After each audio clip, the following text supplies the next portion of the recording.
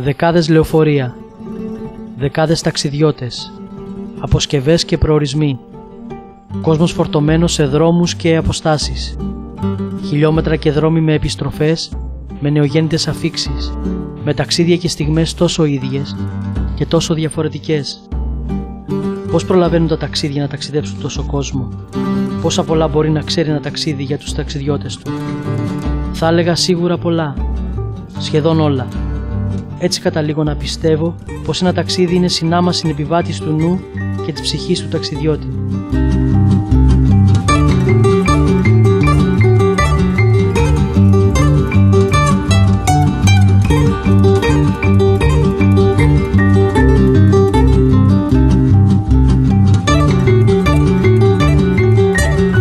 Όλα τα ταξίδια έχουν τάσεις φυγής. Φεύγουν είτε προγραμματισμένα ή ξαφνικά, άλλοτε έχοντας κατά νου έναν προορισμό και άλλοτε όχι. Σημασία γι' αυτά έχει ο δρόμος και το φευγιό. Ο σκοπός, ο προορισμός είναι σημασία του ταξιδευτή. Όσο για τις αποσκευές, τίποτα περισσότερο από στιγμιαίες, στιβαγμένες καθημερινές ανάγκες που πάντα τις παρακαλάς να σε ακολουθήσουν.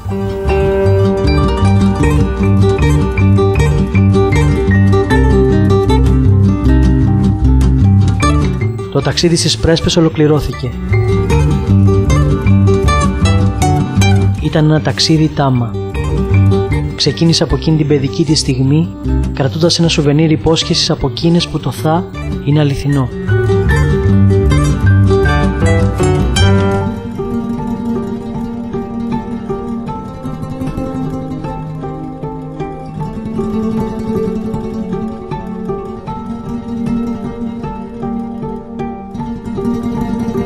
Αυτό που ξέρω για εκείνη, όσο και αν ακούγεται παράλογο, είναι πως ύστερα από εκείνο το νεογέννητο ταξίδι της στις Πρέσπες, τότε που όλοι την ήξεραν σαν παιδί, έως και τώρα, στον πρόσφατο γυρισμό της από ένα ίδιο ταξίδι στον ίδιο τόπο, έως και τώρα λοιπόν δεν νιώθει σαν ταξιδευτής, αλλά σαν ταξίδι.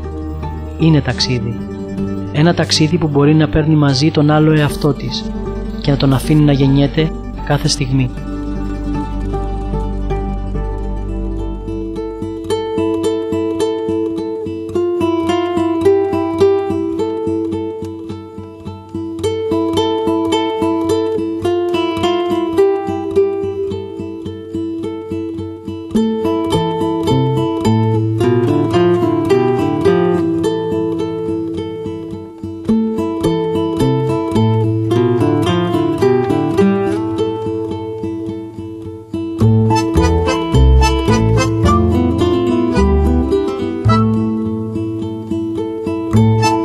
Της αρέσει να βλέπει τα λεωφορεία, τον κόσμο, τις βαλίτσες που κουβαλάνε εκείνα τα καθημερινά μικροαπαραίτητα της ζωής.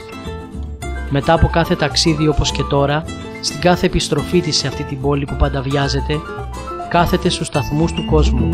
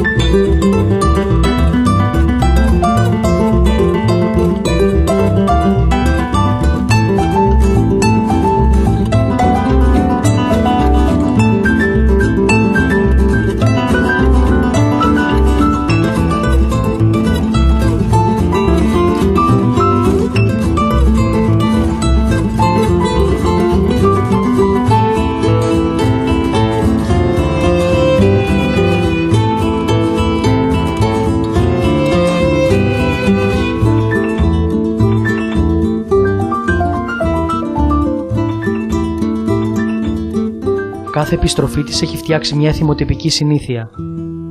Το ταξίδι δεν πρέπει να έχει απότομο επίλογο. Η επιστροφή από το όνειρο στην πραγματικότητα μπαίνει σε μια πιο ήπια μετάβαση. Θέλει τον χρόνο της και τον βρίσκει στα καφενεία του σταθμού.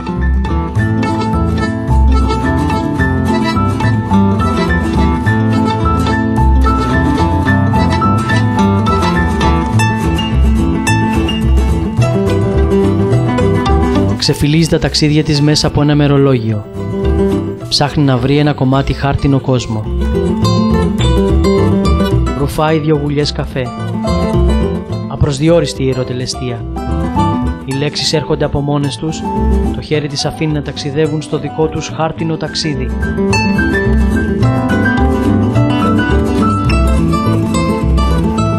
Η κακή συνήθεια ενός ενήλικου τσιγάρου που σε μετατρέπει ρεαλιστικά και άδοξα από ταξιδευτή σε συνηθισμένη ανθρώπινη κατάσταση.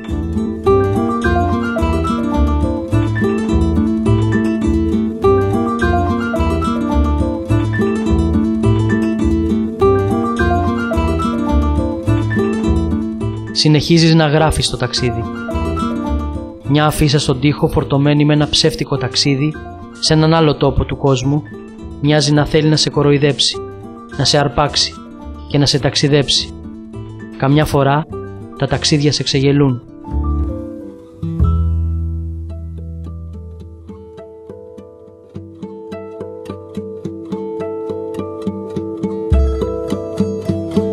Όταν φτάνεις σε εκείνο που λένε το σπίτι σου, μοιάζει σαν να επιστρέφεις σε μια τυπική πραγματικότητα. Ξεκλειδώνεις την πόρτα, οι κινήσεις ίδιες, όμοιες, όπως κάθε φορά. Ανακαλύπτεις πως πάλι κάτι σε περιμένει. Λογαριασμοί με τα χρέη της καθημερινότητας. Σου αρπάζει το τελευταίο ονειρικό χιλιόμετρο του ταξιδιού. Κάτι σαν απότομος επίλογος που φέρνει έναν απότομο πρόλογο. Είναι τότε που χτυπάει το τηλέφωνο.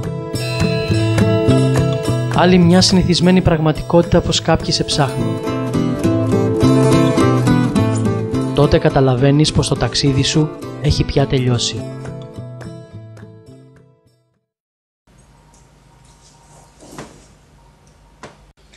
Παρασκευή, Οκτώβρης 1990.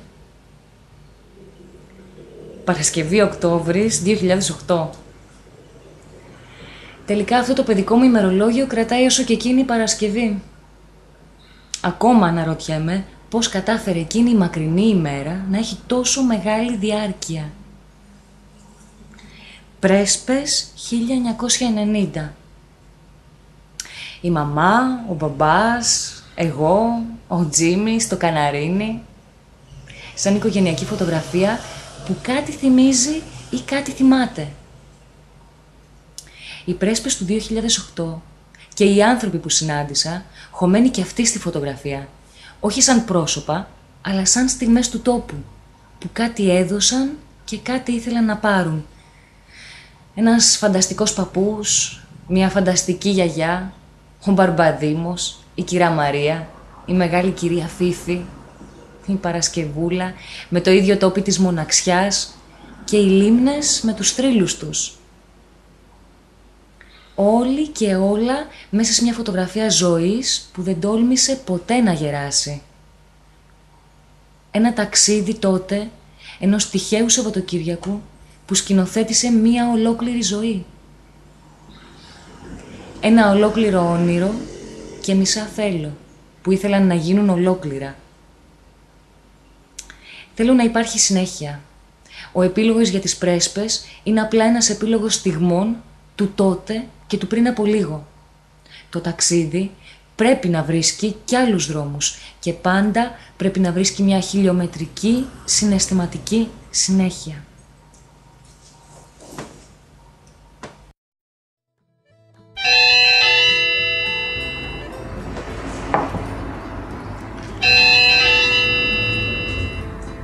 Ναι. Γεια, τι γίνεται? Καλά, καλά. Μόλις γύρισα από Πρέσπες. Ναι, πολύ ωραία. Τι λες τώρα? Σου λέω μόλις γύρισα. Το ξέρω, κάθε ταξίδι είναι διαφορετικό. Τι να σου πω... Εντάξει λοιπόν, έρχομαι, τα λέμε από κοντά. Γεια.